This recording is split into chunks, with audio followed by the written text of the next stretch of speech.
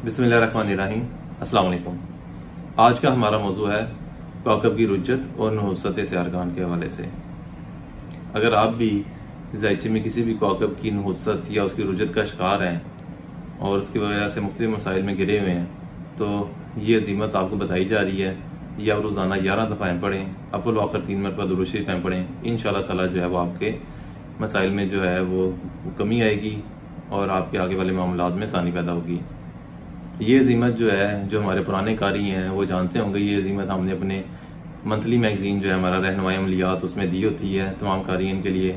लेकिन जो इन लोगों के पास हमारा रसाला नहीं पहुंच पाता, या जो लोग जो है वो सिर्फ यूट्यूब पे हमारी वीडियोस देखते हैं, तो उनके लिए भी ये आज जो है ये वीडियो में ये अज़ीमत जो है वो बयान की जा रही है। ये आपकी स्क्रीन पे आ रही है, या आप स्क्रीनशॉट लेकर भी इसका रख सकते हैं, या जो है वो आप इसे रोज़ाना 11 दफ़ा पढ़ लें या सुन लें 11 दफ़ा रोज़ाना, तो तब भी आपके लिए काफ़ी ज़्यादा फ़ायदेमंद साबित होगी।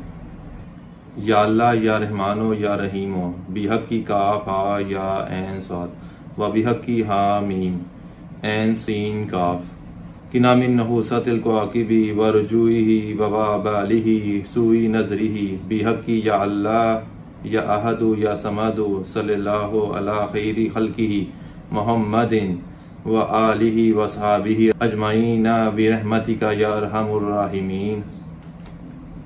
इस अज़ीमत को जो है वो आपने रोज़ाना 11 दफ़ा पढ़ना है, अव्वल व आखिर 3 मरतबा दुरूद शरीफ। इंशाअल्लाह ताला ये आपके लिए काफ़ी मुफीद साबित होगी। 40 दिन तक आपने इससे जो है वो लगातार पढ़ना।